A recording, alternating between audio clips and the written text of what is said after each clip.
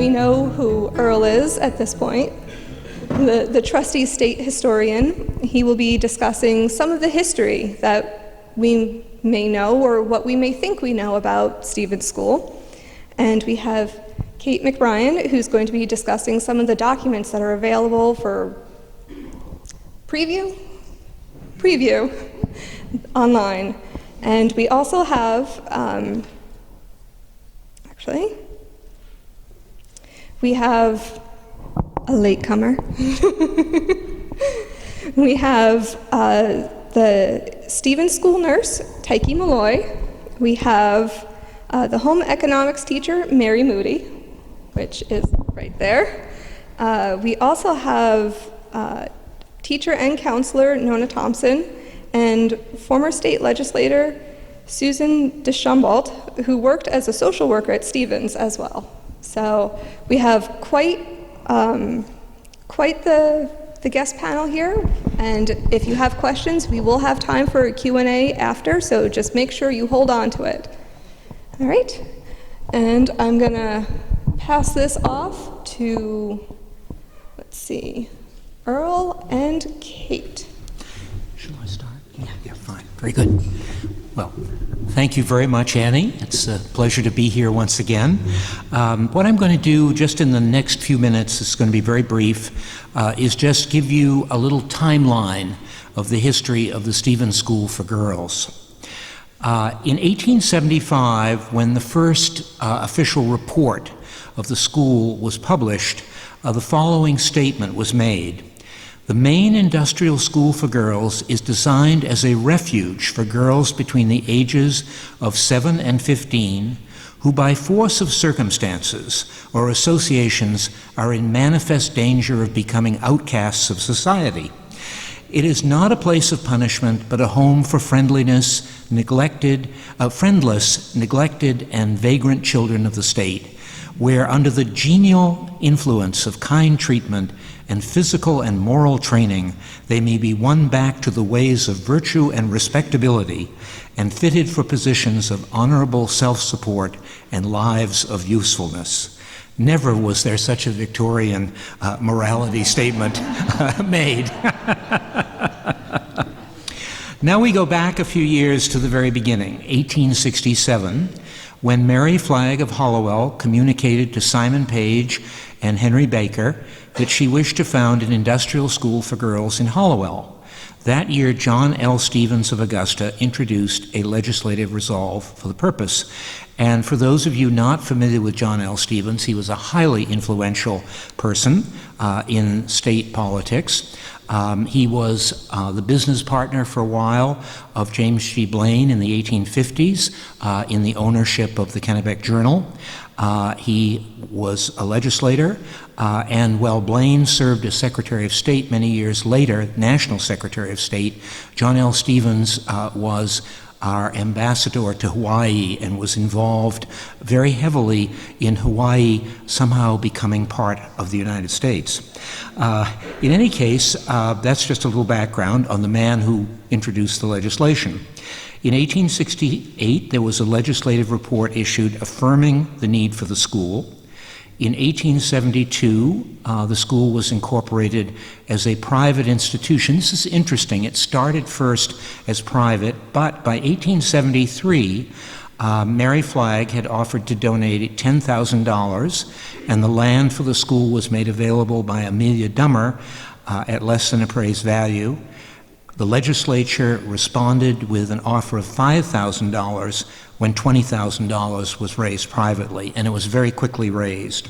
And then again, as they were building up steam to create this institution, the legislature again in 1874 did a matching program, $12,500 if $12,500 could be raised, again quickly accomplished, with donations ranging from $500 from former Governor Abner Coben of Skowhegan, who, by the way, was probably one of the two wealthiest men in Maine at the time, to $5 contributions.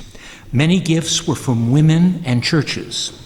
The first building, built in 1874, was named Flagg Dummer Hall, after the two founding women. In 1875, the first year of operation, there were 32 girls, of whom 2 were placed in homes. Quote, "Many entered the school exceedingly wild and uncultivated, but now appear very respectable young ladies." 4 hours a day were devoted to school classes, with the balance for home economics and housekeeping. In 1885, Erskine Hall was opened. In 1898, Baker Hall was added. And in 1899, the Maine Industrial School for Girls became an official state institution. In 1915, the name was changed to the State School for Girls. By 1920, there were 212 girls at the school. By 1962, the school changed its name to the Stevens School for Girls, named for Nellie French Stevens, the longtime superintendent. The school was closed in 1976 and merged with the Boys Training Center in South Portland. So that's just a quick overview of the background history. And now we'll turn to our wonderful state archivist to tell us about what's available in the way of documents. Okay. Thank you. Thanks, Earle. So for those of you who don't know me, I'm Kate McBrien. I'm the Maine State Archivist. And at the Maine State Archives, we hold and preserve the state records, which include, for all institutions that the state owned and operated, such as the Stevens School. So we actually have, when I looked it up, we have our catalog available online now. You can actually go onto our website and search for Stevens School on our online catalog, and you'll see that we have 92 boxes of material related to the Stevens School. Most of those are client records. They range from 1875 to 1969 for the most part. It looks like in the 1970s our records are a little bit more scattered for the client records. I believe they may have transferred to the Boys Training Center when they merged. A lot of those records are considered confidential unless they are over 75 years old. The State Archives has part of our statute that any record that is older than 75 years can actually be shared. So we do have some that are available, but what we try to do is work with family members. I've actually had several family members who have been in touch with the archives in the past couple of years looking for a mother's record or a grandmother's record. And depending on the age, we're able to share some of it or all of it, or I can sometimes work with agencies to see if we can open it up a little bit sooner, especially if we're so close to that 75 years. We try to make things as available as we reasonably can, staying within law, of course. But beyond the client records, we have anything like from annual reports to photos of buildings. There's lots of brochures, all the superintendent's reports. One thing I haven't dug into yet, but I'm really curious to look at, is we have one anonymous personal diary from someone who was there from 1936 to 1941. Totally makes you curious to find out what that is, right? There's also a few diaries from the very early 1900s from staff members. So especially after hearing some of the wonderful stories I'm sure we're going to hear tonight, it'll be interesting to kind of compare. Are those stories just very similar experiences that have continued, or how much have staff experiences changed? There's one photo album, there's one scrapbook of newspaper clippings. One of the things I enjoyed looking through the collection were some of the brochures and pamphlets from plays that the girls put on, and seemed very proud of, and really proud to preserve and share the record of those as well. So those are just a quick overview of the types of records that we have. I thought what I might do, since tonight is a night about stories, I would share with you at least the stories of two people. Like I said, we had families recently contact us looking for access to these records. One of them was beyond the 75 years, so it was very easy to share the record and the information with the family. What actually got interesting was that the record for this one family, out of respect for their privacy, I'm just going to say her name's Mary. And she was a resident at the Stevens School from the late 1940s, early 1950s. And her family had always heard that she was there, but never really knew why. She was getting older. They would really love to learn more about why she was there. She wasn't able to share that information anymore. But because she hadn't died yet, we couldn't share any medical information. HIPAA laws, it has to be 50 years after a person's death before any medical information can be shared. But her record was available. So what we were able to do is share with them that this grandmother had been at the Stevens School because she was actually, by this point, she was sent there by law enforcement. The town and law enforcement had decided that she should go to Stevens School. She'd been in foster homes for a number of years, been in several different homes, and kept moving around. She had been raped earlier and was seen as very antagonistic in the foster homes. They couldn't seem to get her to settle down and settle in. So she was sent to the Stevens School, where she actually did seem to do much better. And from what her family was able to share, they never knew why she was there, but they were able to say that she often talked about being at the Stevens School with fond memories, having made good friends. And so I think it sounded like it had really impacted her life. What they did not know, but they had always suspected, is that she did have a baby while she was there, and that baby was put up for adoption. She had never really shared that with them. And they had often wondered about the identity of her father, which she had never known, because her own mother had been passed around through different foster homes. And so they were actually able to discover the identity of her father.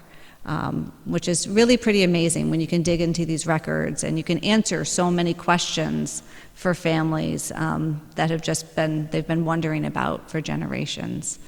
So it was really a very powerful day that they were able to come into the archives and answer some of those questions, if not all of them. I did tell them, come back in 3 years, you can see some more. As more things open up, keep coming back.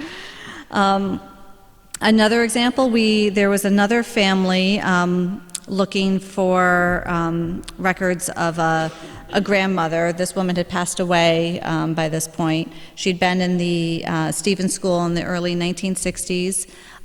She had gone there as a mother of 6, but she was still youngish. She was in her very early 30s, but she'd actually been sent to the women's school, which was more of a women's correctional institution. In some cases at that time.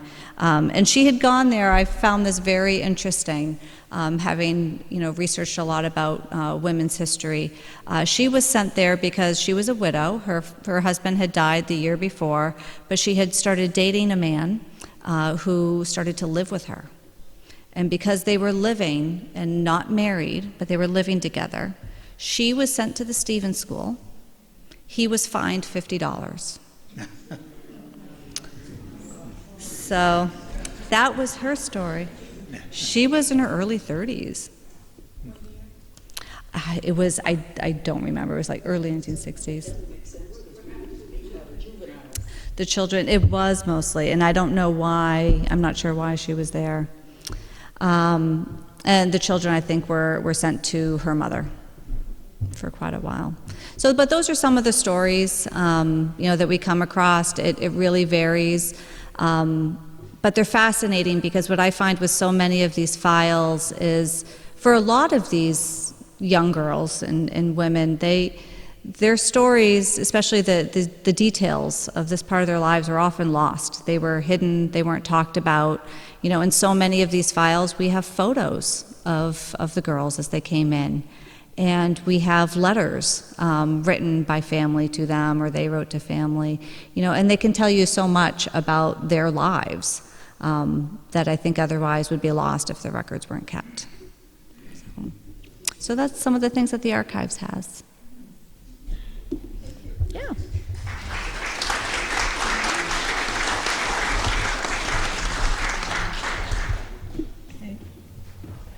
Hi, my name is Elaine Apostle, and I'm also a member of the Board of Trustees here at Hubbard. And I can tell you that this has been one of the most fantastic experiences of my life, to meet these 4 women and to learn about their stories, and how most of them were very young when they started out at the Stevens School, but they all went on to be incredible women in their own right, and took those experiences from the Stevens School and went on to have incredible careers in not only just with a profession, but also helping other people continually through the rest of their lives. So we're going to start off with Nona Thompson. Nona Thompson, is very interesting because she was about 22 years old. I can't read anything without my glasses on, so bear with me. And she was a home economics teacher in Portland. And she swore, because of her experiences there, that she would never teach again. Then she came back up to the Augusta area where she was from, and she found her niche at the Stevens School for Troubled Girls. And I'm going to introduce Nona right now and let her talk to you for a few minutes about her experiences there. I also want to let you know that Nona wrote, in the last year or so, a memoir about her experiences at the Stevens School. She was kind enough to share it with me, and we've edited it, and we're going to be putting it up on the library website, a PDF, and you'll be able to read her experiences there. It's not very long, but it's really interesting. Hi, I'd like to say I'm not usually this antisocial. I have a situation where I need to be careful about germs and exposure to things. When I first started at Stevens, I was interviewed. My grandfather had been the Deputy Commissioner of Education for many years, and so my dad said, look, you can't just stop teaching after a short period of time. You got to just go talk to Margaret Arbor. She's the state placement officer for teachers. And I was like, oh, okay. So I went and talked to this older woman who had been doing this forever, and she held up this little piece of paper and she said, I know you don't want to teach, but I think you might really be interested in this place. I was like, oh, all right, I'll go. So I walk up to this place, and I remember walking in the building, which was called CB, the school building now. Now it's the place for low-income elderly folks' apartments. I think that's right. And the stairs were all rutted. They were really worn. They'd been there a long time. And I walked in, and there was a big office, and there was a very pleasant young woman at one desk, and there was a man at another desk, and he looked like a drawing of Dennis the Menace's father, and he was going like this with his hair. He's like, ugh. And I hadn't even looked around. I'm kind of looking at him, and then I look around and I noticed in every corner of the room there's a girl standing in the corner, and she's writing the F-bomb all over the walls. And I remember thinking, this place is nuts. I think I like it here. And so I was there. I started off as the sewing teacher. They had a 6-month grant back when they used to have federal grants for things like that. And so I did that. And then I went off to the Women's Correctional Center in Skowhegan to be the one-room school teacher because Miss Murphy thought that I would like that, and I did. And then I was going to go into AmeriCorps, but then she showed me this program called Programs for the Disadvantaged. There were 50 of them in the state of Maine. Federal funding was good back then. And so I was the only female one, and she talked me into it, so down I came back to Stevens School. So these stories are over a period of about 6.5 years. First of all, life at Stevens School was very different from what I expected it would be. The girls all had private rooms. When they came, they would go into the Stevens building. The orientation process would take about a week. They had to be checked for communicable diseases, lice, that sort of thing. And then they would move into one of the dorms. And they all had to go to school. And we had, when I arrived back in, this was in '68, there were 125 girls at the school. And they were wonderful. It was a fantastic experience. I don't think I ever met a girl that I didn't like. They came from horrible situations, and they had been programmed to do a lot of things that we wouldn't appreciate they're doing, of course, but they really weren't bad people at all. They were quite the opposite. When I came back the second time, I was, as I mentioned, the programs for the disadvantaged. We offered programs for them other than school. We had a child care program where we did 9 weeks of teaching them the theory behind child development, hoping to break the cycle of child abuse and that sort of thing, and then ran a 9 weeks nursery school with most of them were kids of staff members. We had all of the Malloy children, and Andy named it Snoopy School, which stayed with it for all the whole time I was there. That was great, and then I taught distributive education, which was so they could go out and work in stores if they wanted to. This was all part of the federal grant.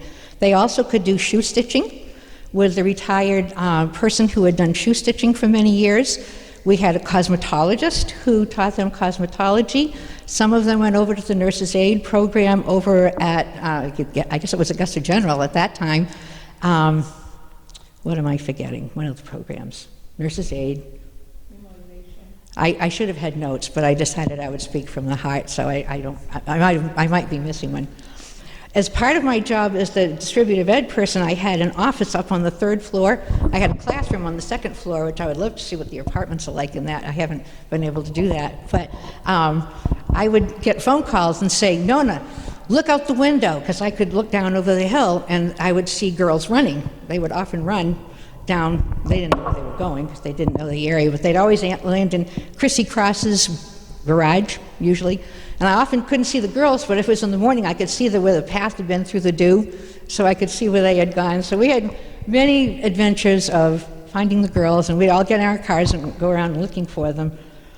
The girls had all of their meals in the basement of Stevens Building, which is now Nellie's.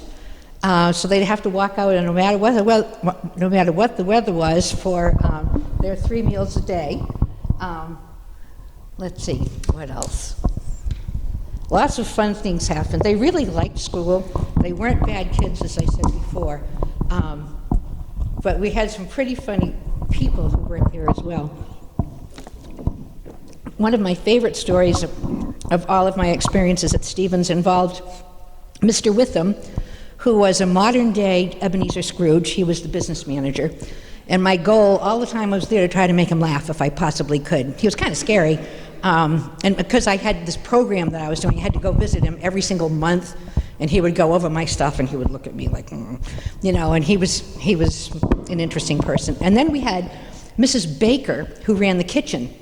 She was about 100, I thought. I was 23 at the time when I was doing this. And I figured, oh my gosh. And she was great, though. She would take all of the kids who couldn't go to school. We didn't have special education at Stevens. So they would wind up being kitchen helpers in the kitchen. And she did a great job with them. And we'd have funny things happen. We had often visiting dignitaries that Miss Murphy would bring in. And one time she brought in a couple of senators, and there was this one little girl who was very uneducated and not quite aware of the social graces. And so the senator said to her, well, what are we having for lunch today, dear? And she said, oh, we're having shit on a shingle, she said happily. And Miss Murphy was like, oh, you know. But that was funny. So one day, Mr. Witham, who had been there for years and years, and Mrs. Baker were on the phone talking to each other. She was in her office in the kitchen area. And upstairs on the 3rd floor of Stevens was where the orientation unit was. And so everybody had to come in through there, even if they were returning, to make sure they didn't have any diseases or lice or anything like that. So there were a bunch of kids who were returning who were there, and they talked this poor new kid into hiding in the laundry chute because they wanted to convince the house mother that she had lost one, okay? And so they bundled her up in blankets, they put her in this defunct laundry chute, and she was hanging there like this, wrapped up in blankets. And then they had a lockdown on the floor. Somebody had done something. So all the girls had to go into their rooms. None of them dared to tell the house mothers what they had done. So this poor girl is hanging in this totally dark laundry chute, and all of a sudden she couldn't hold on anymore. So Mrs. Baker's on the phone talking to Mr. Witham. This girl comes charging down 3 floors, down the laundry chute, crashes through the ceiling right over Mrs. Baker's desk. And all Mrs. Baker did was say, oh my God, Ed, now they're dropping through the ceiling. And I felt that. And so this was back in when I started there, this was in the 60s and early 70s. Am I going too long? One more story, and I'll stop. They would let you do almost anything. And so I was really into Pete Seeger and all of the ecology stuff and saving the earth, and so I started an ecology club. And they let me do this. They let me take a state dump truck because I could drive a standard shift Saab. They figured, no problem, what could go wrong? It'll be fine. And so I I had 6 or 7 girls in the back of the truck, which is illegal now, and we drove out to Route 202 in Manchester, and we started picking up trash on the side of the road. And so we got really disgusted after a little bit of time, maggots and Coke cans and that kind of stuff. And so I said, okay, we've got enough, we'll just go back. But would you like to see what the res is like? Because you've never been there. They're, oh yeah, we'd like to do that. Well, at that time, you could drive right up onto the beach, which foolishly I did. And I drove up onto the beach, and I showed the girls the place, and they thought, oh yeah, this is great. And next thing I know, I tried to start up the truck and get out of there, and I was stuck. And so I thought, uh-oh. So these 3 very rough-looking young men come running out of the woods. Dueling banjos from Deliverance is going through my head. This is happening. Some of the girls were whimpering, some of them were cheering, and I am like, oh my God. And so, you know what they did though? They got us out of there. They put, I don't know what they did, they put branches, or if they found pieces of wood, they put them under the wheels and we drove off. I said to the girls, we probably shouldn't talk about this when we get back to school. And I don't think they ever did, because I never ever heard about it. So there, I could talk all night about Stevens, but I can't, so I won't. But I hope somebody talks about Miss Murphy, because she was amazing. We did have the first halfway houses for female offenders in the country. She was a visionary. She cared much more about rehabilitation than punishment. She was awesome, and she did really good things for the state of Maine and a lot of young women. Sorry, I took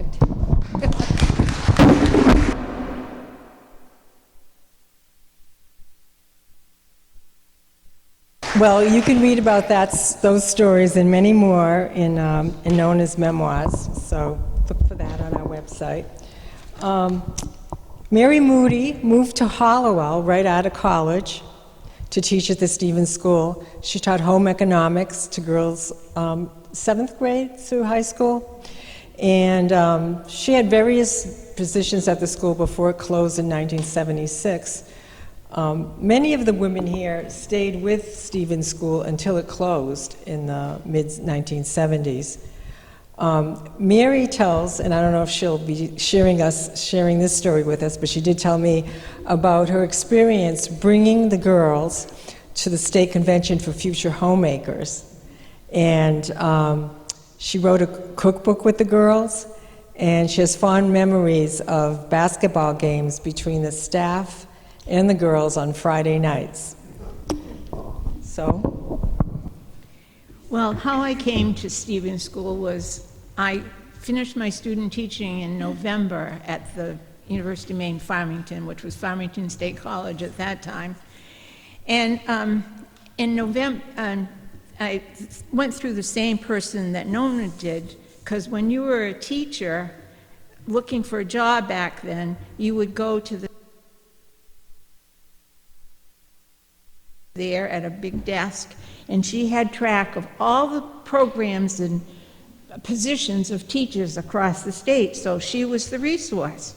So I said, well, it's November. By now they should have all their teachers, but I'll go try anyway. I figured I'd be waitressing or doing something until the next batch came around, but it didn't happen that way. I went there, and there were 2 positions, one in Van Buren, Maine, and one at Stevens School in Hollowell. Well, I took one look at the map, and Van Buren had told me, we'll pay your way, we'll put you up, we'll do all these things for you. Well, that didn't intrigue me too much. So I decided that I would take the job interview at Stevens School, and again, I was interviewed by Mr. Spear, the principal at the time, in the same office that Nona went to. And I was interviewed, and he felt quite pleased that I had secured a job and that I was really trying to work and get a job now, and he pretty much said to me at the end of the interview, "You have the job." I thought, well, this was easy. And so I took the job because I needed a job, I needed to live, and I didn't want to go back home to Woodland, Maine. So I took the job. And as a beginning teacher, if any of you have ever taught, you have stars in your eyes when you graduate. you think you're going to save the world and that you have the best ideas that were ever in any place to teach. So I thought, oh boy, this is going to be great. They're going to love this, and I'm going to love this too. Well, the first day of class, you know, I introduced myself and I gave them a little blah, blah, blah, and they had to introduce themselves, which they did. They came back the next day and they were all different names, and because I hadn't gotten the names correct on the first day, I really should have made a graph instead of made them sit in the same position so I'd have something up on them, but I didn't. And after that day, I went into the office and said to Mr. Spear, I'm quitting. I said, I'm quitting. I don't think I can do this. And I did that every day for a month. And every day he would say to me, I'll see you tomorrow. I'll see you tomorrow. And I said, no, I'm serious. You better do this. I said, I don't want to leave you in the lurch, but really, you better get somebody because I'm not doing this. Well, 7 years later, I was there when it closed. So that tells you that there is something good about being there at Stevens, and I really liked working with the kids. And I did all kinds of things with them in the sense that if you could have seen my home ec room when I went there, and if you know the Reed Center at all, at that time it was just a long building and there was a gymnasium and then there was 2 rooms, one for cooking, one for sewing, and then we had a storage room down at the other end. And it was like no home ec room that I had been in. I just came from an ideal student teaching with all these cooking labs and things, you know, lots of things.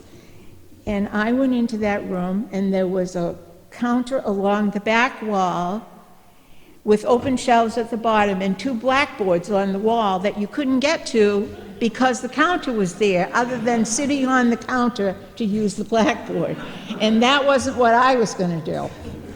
So anyway, we made do with that. And then the other thing was, well, how am I going to get these students to cook in this classroom? It was my thing. It was like, you know, they had the open shelves, and then they had a plywood system that they had developed, that the teacher before me had gotten them, I think, to make. And it was 2 plywood boxes, and I used my greeting card boxes so you could see what I'm talking about. There were 2 plywood boxes with hinges in them, and this would be the hinge, and you would open this box up like this that had 2 shelves in it, and that was where all the supplies were for the foods lab. And I thought, oh, this is going to be good. You get 6 or 8 kids in here, and we've got this is it. And we also, at the end of the day, were responsible for closing it up and padlocking it, so no one was going to get in and have whatever was in there. I'm not sure what you'd want because it was flour and sugar and molasses and that kind of stuff, but we had to lock it up. And that reminds me too, we had to wear keys around our neck with keys on them. And I thought, you know, if they really want to do something to me, all they got to do is grab my keys and kind of straighten it. But that never happened. That never happened. But anyway, this was what my room looked like, and we made do with what we had. And I also encountered Mr. Witham because I was responsible for the welcome wagon at the school. And the welcome wagon, as you know, there were newcomers that came to the Augusta area, and they would have luncheons at the Reed Center, and they would have it in the gym. Well, unbeknownst to me, it was my responsibility to prepare the lunch for them once a month and have my girls do this too. And I did that for a few months, quite a few months. And then I said, I can't keep doing this because I can't teach the rest of what I'm supposed to be teaching because most of my time is spent preparing food and getting ready for the next one. So we worked around that and we got that out of the way. But Then they had the bright idea that they were going to give me a new home ec room and I could plan the lab. Well, we ended up with a nice-looking foods lab that was in a U shape, and we had 3 different workstations that you could work in, and it was like we died and gone to heaven, because before that it was like a Chinese fire drill trying to cook with all those kids in the room, and only one source of a cupboard to get anything out of. And it also reminds me of a funny story I'll tell you. At Christmas time, we would make candy because it was kind of fun and the kids really liked making candy, and Mary liked making candy too. And so I decided this year, I was going to do other candies, and it was going to be taffy. And so we did a taffy pull in the home ec room, which was a big mistake. But being 22, 23, you had stars in your eyes, anything was possible, and you just tried anything and everything, and which I did. And so we had to butter our hands, and because the grease was falling on the floor, and one of the gals had to get more molasses. Well, she picked up the gallon of molasses, and for some reason it slipped out of her hands, and over went the molasses on the floor of the foods lab. And I mean, molasses is slow, but not on this day. Not on this day, it flooded the floor. We are taking dustpans and shoveling the molasses into the trash in order to get it up off the floor. And of course, the class was over, and you know who was left to clean it. And I was there for quite a while because it was a lot of work. And I decided we wouldn't be making taffy another year. And the other thing that I remember mostly too about Stevens, the teaching staff was a great team. We liked each other as people, and we were always looking for the best thing that could be for the students that were there. And each week we had a weekly staff meeting, and we all share our stories of if we were having problems with someone, or if they were missing in action, so to speak, and how we could work with them to make it better for them. And I think everyone felt that, and everyone had, and I know we're not supposed to have this, but we all had our favorites, some better than others. Some were a little challenge, a big challenge actually, but we were always looking out for the best that we could give these girls. And they had a lot of good things, and they turned out to be great people. Some of them went on and got college degrees, and others did more of what they were doing when they came. But on the other hand, it wasn't that it was a negative experience for everyone. The other thing that we got involved with was the foster grandparent program, and we had foster grandparents come in and assist us in the classroom. And I had a foster grandparent, and that she came 2 or 3 days a week, and her benefit was to be with the students, but she also got a free lunch because it was also based on the income of the foster grandparent if she could participate in this program. So they would get a hot meal over at Mrs. Baker's, and they got to love the kids, and they'd teach them crocheting. If we were doing a project and somebody else needed help, they sat with that person and really worked and helped them. Oh dear. I have the line for days, just like no. We've had a great time laughing and talking and reminiscing about our years at Stevens, and I think it was probably one of the best experiences of my life, in that I was so young and naive, and I was educated really quickly. Even though I had a college degree, I had no idea of some of the things that they had been involved in. but I learned.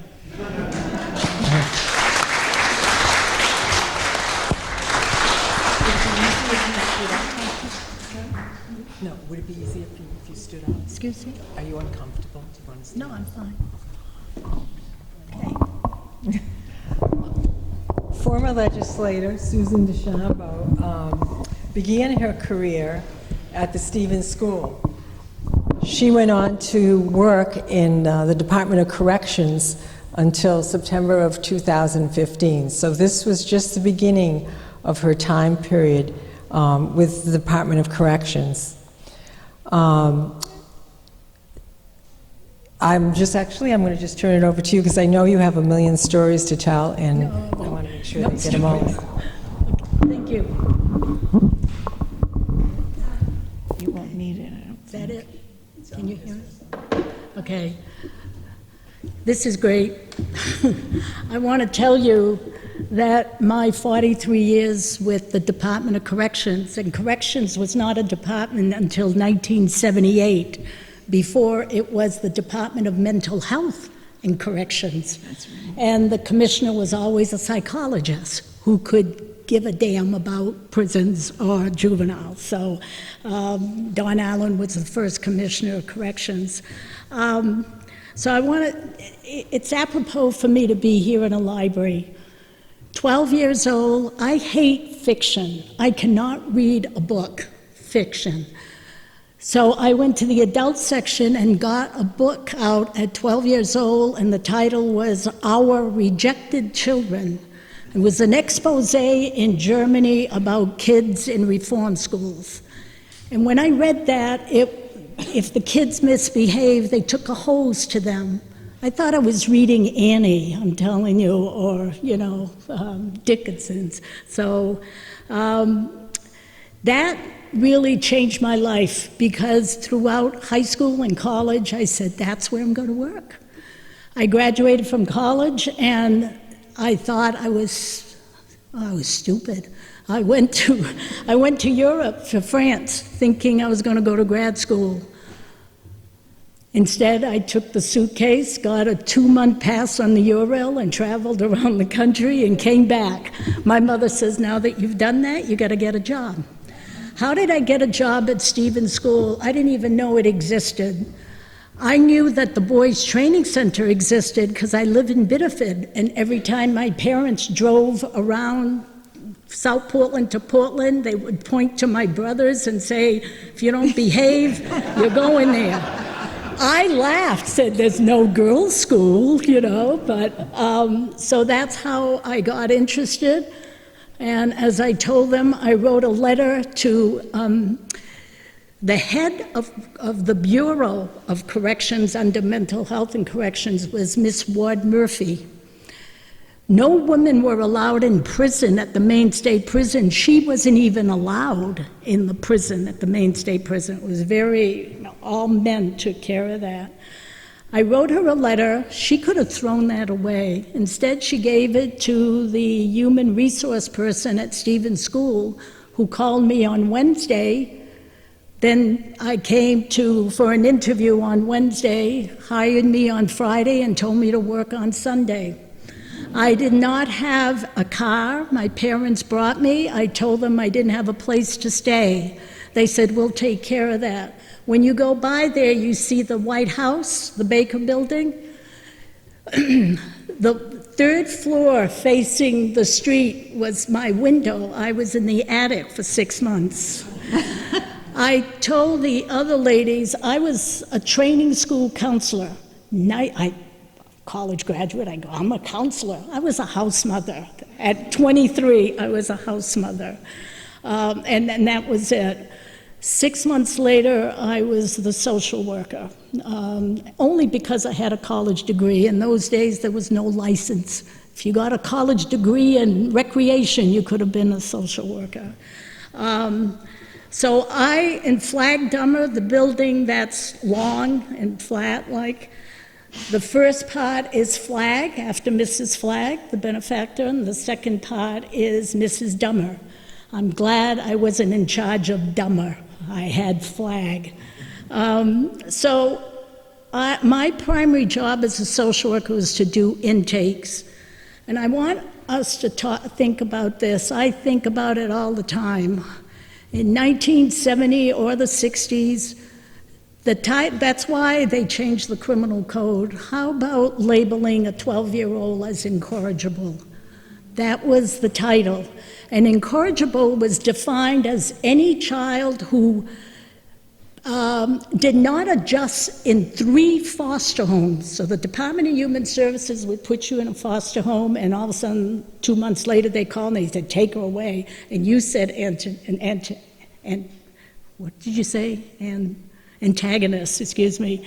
Then if you did 3 of those right off the bat, they brought you to court. You were incorrigible. Well, we call them incorrigible and delinquents. Now you wouldn't dare say that. They're at risk. Why? Because we grew up understanding what happens in a child's life. I came from a 2-parent home, lived with my grandparents downstairs, a big family, no alcoholism, no drugs, nothing going on. I didn't know where these kids came from, and here I am working with them. But they were lonely kids. That's why we all got along with them. We were they called us Auntie Stewart. Mrs. Stewart was Auntie Stewart. Ma Stubbs, Mrs. Stubbs lives up here. That's the kinds of terms. I was Susan, that was it, and Mr. Shambo, thank God. So my job was to do the intakes, and that's when I found out more about their home life. I also did release planning. So let me tell you what happened. Those status offenses, and those were truancy, runaway, danger of falling into habits of vice and immorality, lewd and lascivious behavior, and incorrigible. I remember danger of falling into habits of vice and immorality, and when I read the report, it was the sheriff himself who arrested this 14-year-old up in Aroostook County. So I called him. I says, what did she do? Oh, she was out at night smoking cigarettes. And that's and he was strong. I remember going up to Mrs. Hanauer, who was the superintendent, saying, are you serious? Never question a sheriff. And so that was it. They ran the place. I'm just going to read down the titles if you have questions about it, because these are good memories. They're not individual girls' memories. They're our experience as working there. And you're right, we could do anything we wanted. I had a very petite girl who none of the girls liked. And I asked Mrs. Hanauer, can I take her to my apartment and she'll help me wash the windows? Now, that would be front page news in the Portland Parrots Herald that I'm using this girl. I was to take her out. She loved to clean. We did that. And then we went to Deering Ice Cream for a hamburger. That's what we did. And we were able to do that. Mm-hmm. But so I want to tell you the titles. I also did classification. So my job was to interview the child, get information, and then we met with Charlene Perkins, the assistant superintendent, and a team of people, and I presented the child to them and told them what the crime was, where they came from, and they decided if she was minimum or medium, meaning restricted or being able to do just about anything. I can talk to you about offenses. I vividly recall the meals. I'll tell you the 2 things I learned to eat at Stevens School. In a French family, I don't eat red flannel hash. So you like that, Earle, but I love it. And the liver and onions, everybody loved the liver and onions meal. I learned that Mrs. Baker would soak the liver overnight in milk, and it was delicious. And so I learned those things. Another thing we did with the girls is if it was their birthday, every girl could tell Mrs. Baker the kind of cake they wanted for their birthday. I never ate so much chocolate cake with peanut butter frosting. They could pick any cake they ever wanted, and that's all the kids like, is chocolate cake, peanut butter frosting. Daily activities, they went to school, but they had daily chores, vacuuming, buffing the floors. I could never do that buffer, I'd kill myself. Girls went to the gym, they played outside, softball, watched TV, and if they were good for a week, I got a video or some movie, and we popped popcorn and sat there in our nightgowns on the couch and ate popcorn. That's if they were good. When I was a training school counselor, I started my work from 3 to 11, and the girls were coming back from school about 3:30. I would go into work at 1 o'clock and make chocolate chip cookies, so when they walked in, they could smell chocolate chip cookies, because that's what my mother and grandmother did. And I'm sure they didn't have it, but it's that kind of love for the kids. I did so many. I'm not a teacher. I didn't have a class. I had all of them. So I didn't have favorites. I have sad stories, which I won't repeat here, but there are sad stories about family. Someone mentioned a baby being born.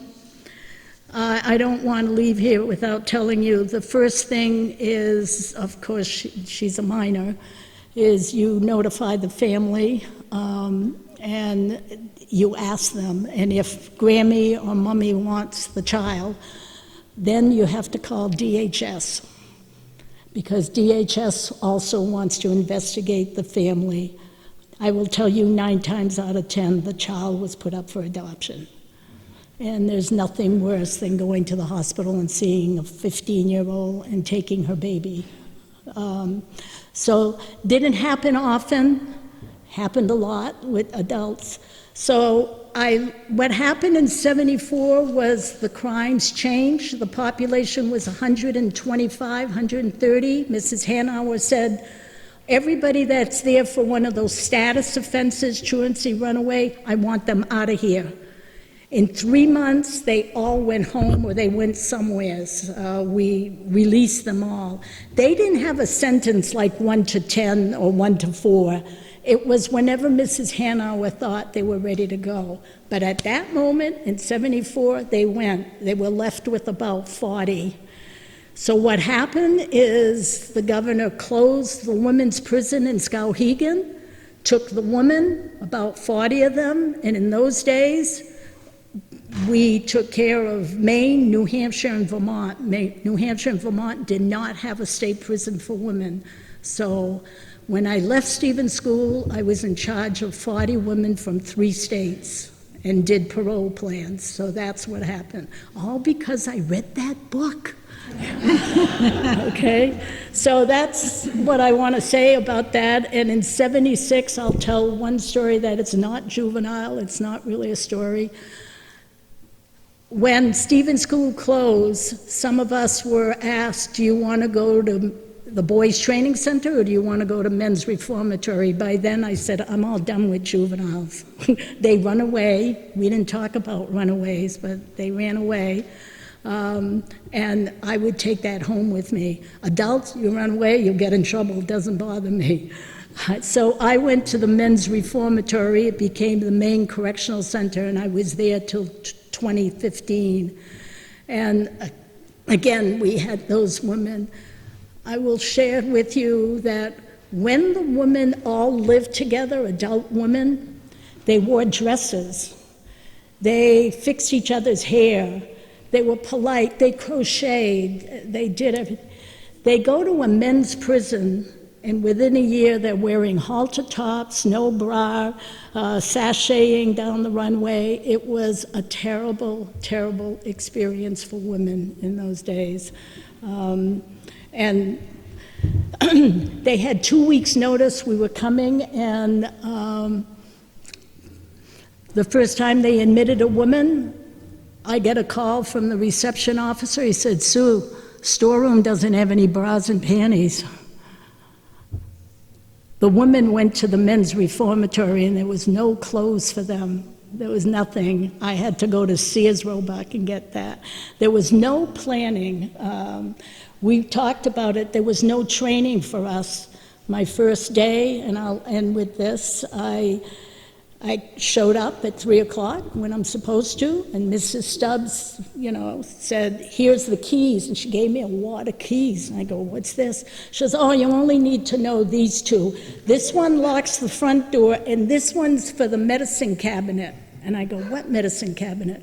I was supposed to dispense their medication. No training at all, nothing, never conferences or anything. So I think we just learn from each other. And makes us stronger and makes us better. So that's it for me. Thank you. Thank you.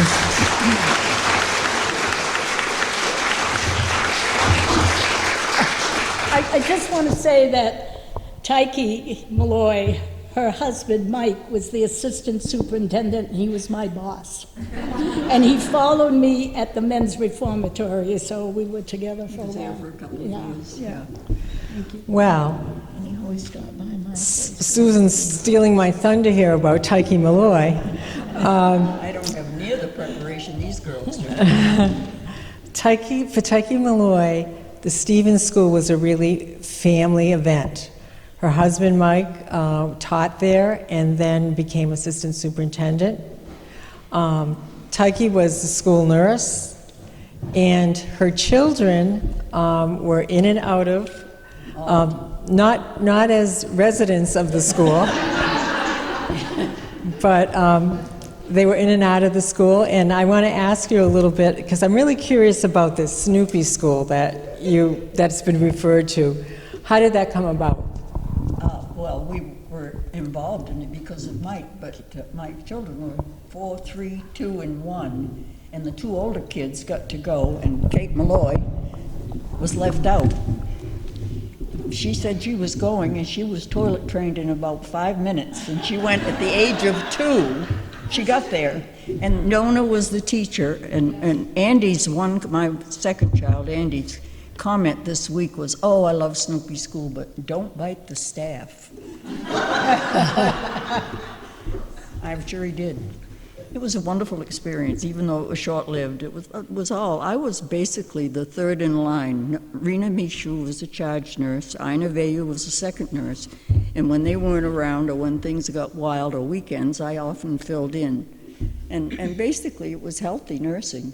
My experience is less real than some of these girls because we had a healthy population.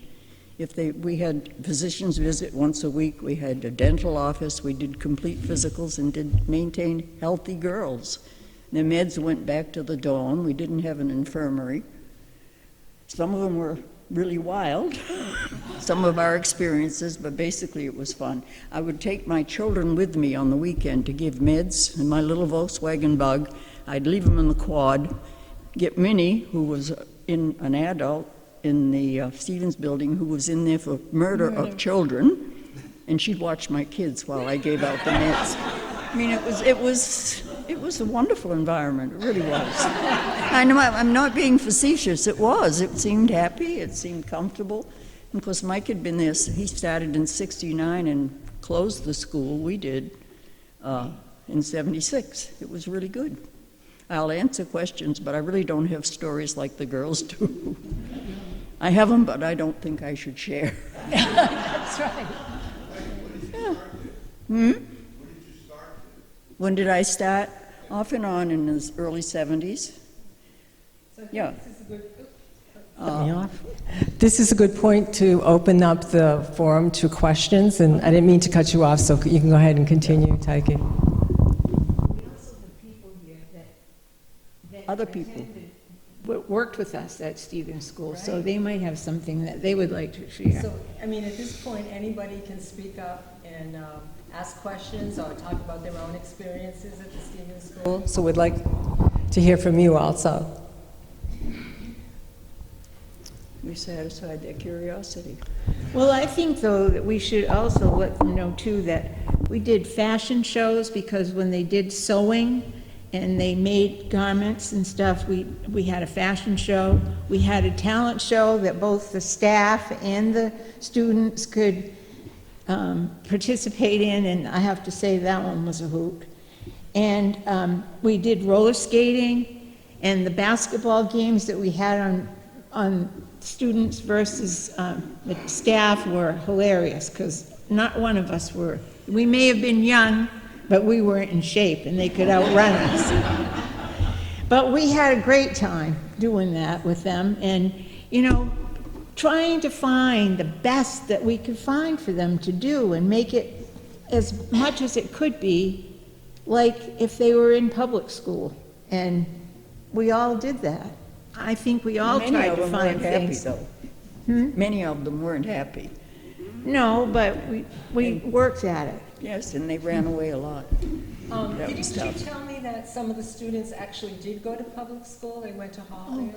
Yeah, they did. Hollowell High School. Halldale had kids come. Hollowell, yeah. Yes. There was a special group of kids from Halldale High School that were bused. Yeah, at they, Stevens. the kids who had moved past junior high, we'd try to get into the halfway house, and they usually did, and they would go to Halldale. Or they would go out and get jobs. They worked at Butler Twins. Some of them, we were always beating the bushes for jobs, somebody who would take them, and they were wonderful, wonderful people in the community who would give them places to work, and that was a great transition for them before they went home. Well, and the other thing too is they had a remotivation program, which Alan Strickland, those of us that know Alan, he worked at the state hospital at that time, and he came over to Stevens and did a program with our students, and there were a group of them that went over there weekly, I believe, and they worked with the patients in the hospital. And that was a great experience. And the kids loved Alan, because Alan was always, you know, if you knew Alan, you were going to have a good time no matter what. And it didn't matter if you were in danger of falling into immorality or vice. He was going to see that you did something great. And it was fun. So the students went to school during the regular school year, but what happened to them in the summer? What kind of things? At school. We had school. Year-round. They went home too, you know. I mean, they went home, some of them for Christmas, and I didn't have this experience, but I heard it from the others that some kids, well, that's true of adults too, they misbehave right before the holidays, so we don't send them home. They don't want to go home. You got smart with that after a while. You didn't push them to go. I remember sending a girl, she was living at Kennedy Park in Portland, which was low income, and that was in the 70s. There was a lot of crime going on. And she didn't come back on Sunday. Found out from Portland PD that they saw her on the porch, but she refused to come back, and they didn't know what to do. So I drove down. Come with me. And she did. And the police just left me alone. So, yes? Yeah. Question. You all have your own children. When you came home from work, did you ever, relate some of the experiences you had, your professional life to your children at that time? You come home from work and say, Jesus, this happened, that happened. Well, we were single. Nona and I was single, Sue was single. My son And I was took my 39. kids with me, so- We didn't have kids then. We were, my take-home pay, I tell this to people, and I wrote it on social media so people know. $65 a week. My apartment was $15 a week. I bought a new 1972 Gremlin and paid my college off in 3 years on $65 a week. And I think we all have stories like that, but I know exactly what we did. There was Another question in the back. Yeah, we had two girls that came from Stevens School, graduated from Albany at 65. We had two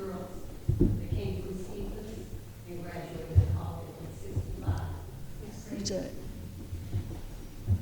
And we did an 8th grade graduation as well. For the kids that were in 8th grade, we did a big deal of graduation. We made cakes and we had them in gowns and caps and gowns, and of course the home ec department was providing the food and setting all that up and stuff, and it was always a big time event. And sometimes the parents came, some never showed up for it. And it probably was the first and only time that students did have a graduation. Maybe they never went on to high school to finish, but they at least had that experience of the cap and gown and making a big fuss over them like we do with our children. And that was important. I'm going to just give you a perspective. I grew up in Yarmouth, Maine in the 60s, and I lived on Wall Street, which is a very nice street, but across the street from us was a large apartment building we called it the Beehive. There was a lot of, training kind of folks in it or whatever. And I was around 14 years old. I met a lieutenant at the movie, and she was 14 years old. She had a black leather jacket with pink push-up, pedal pusher pants, white shoes. And I come to find out she was going to go into the 8th grade, like I was going to go into the 8th grade.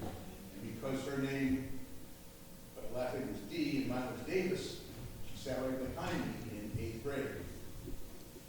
She was 14, but going on 25. And one day there's a lot of smoke in the classroom. Probably know the old-fashioned desk, wooden desk, a little bottom to it, there's a couple of. She set her desk on fire. And so she ended up going to Stevens School, which was a big scandal in town. Everybody knew who she was, and she was very outspoken and dramatic, and great, because it was a big scandal she had gone to Stevens. And I learned later from our classmates that he met up with her when she was in her late 20s, and she really kind of straightened her life out. And I probably count that as folks at Stevens helping her get away from her family and stuff. I want to mention that now at Long Creek, there's maybe less than 25 kids, boys and girls, and of that, maybe 3 girls. And they're in like a halfway house. They're not 12 years old. They're about 16, 17, 18, so it's more to teach them how to make it on the outside. They probably work at the main mall. And that's the shift for me. I knew I was getting old when I said, really? Because I started in the 70s to 2015.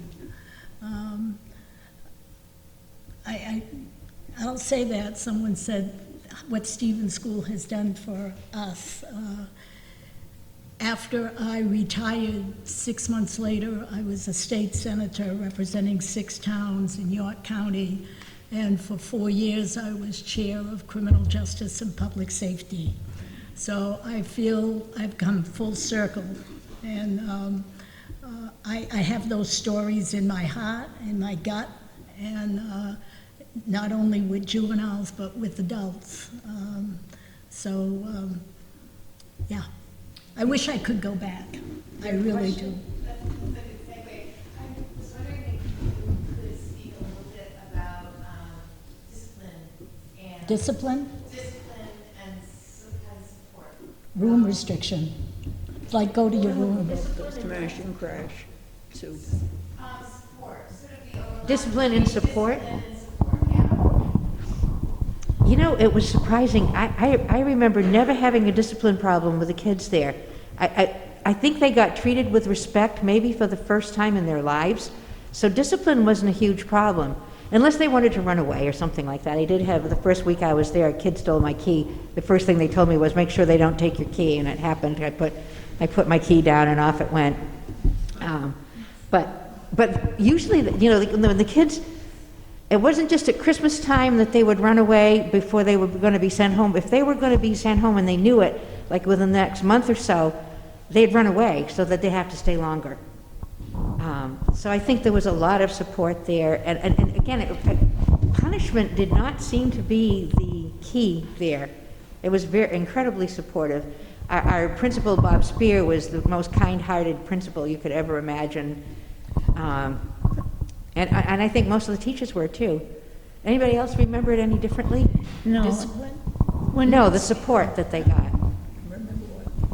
There was a lot of support.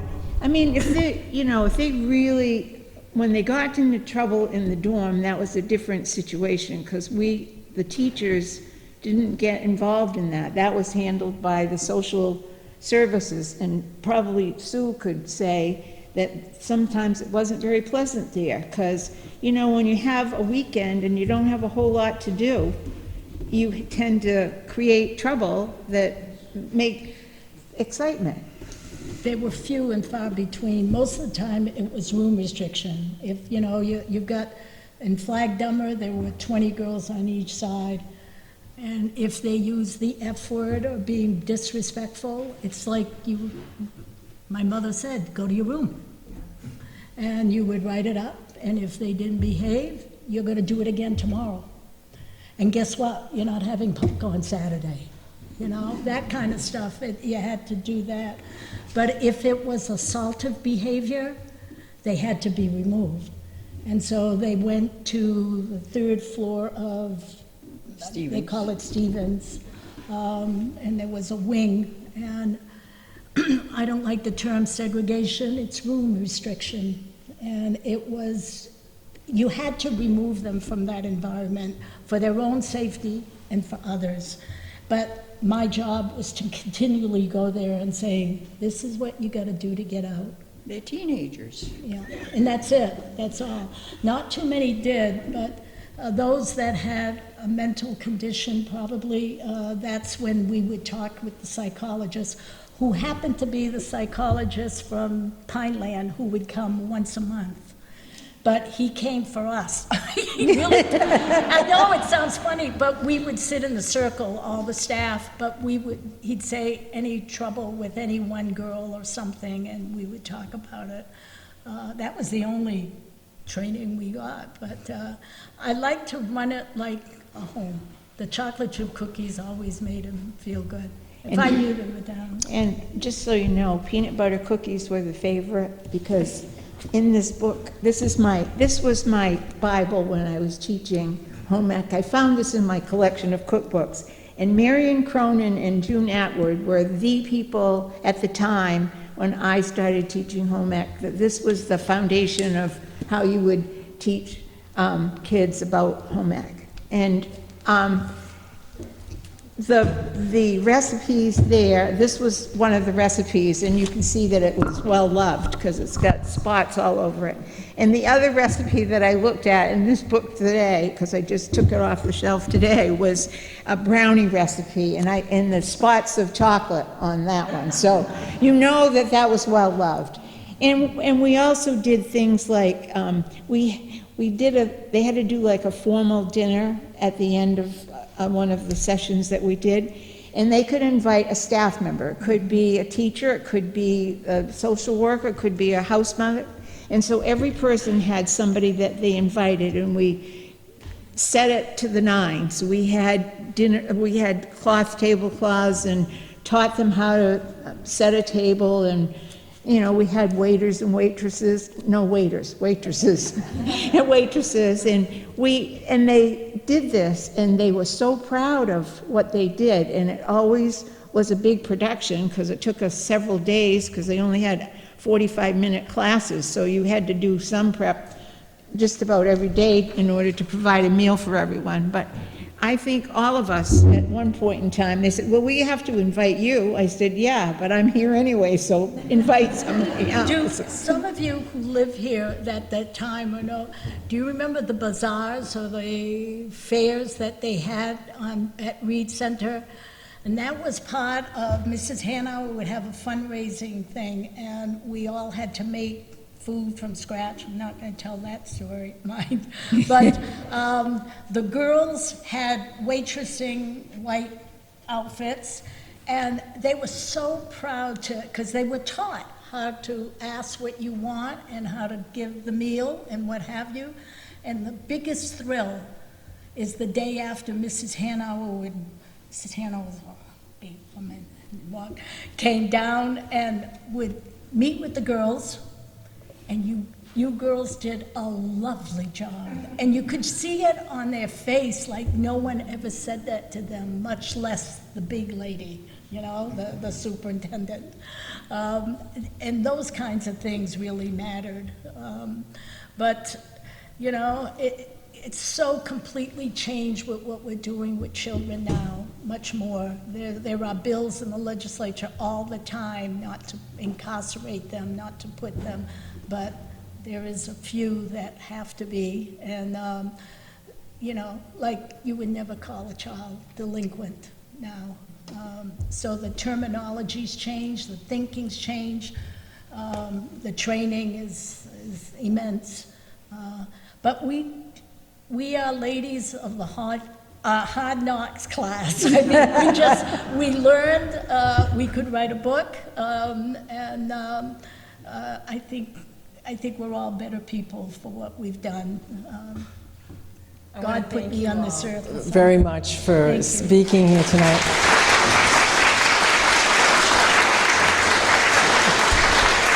If you know somebody that wanted to come to tonight's meeting but couldn't make it, or if you want to review what was said here tonight, we are taping the program, and there will be a link to it on our homepage, our library homepage. Annie, did you want to wrap this up? I'd like to take the time to thank you, Elaine. Oh, You yes. led us through this very carefully and nicely. It's been Thank you. delightful. Thank you. Shout out to Elaine.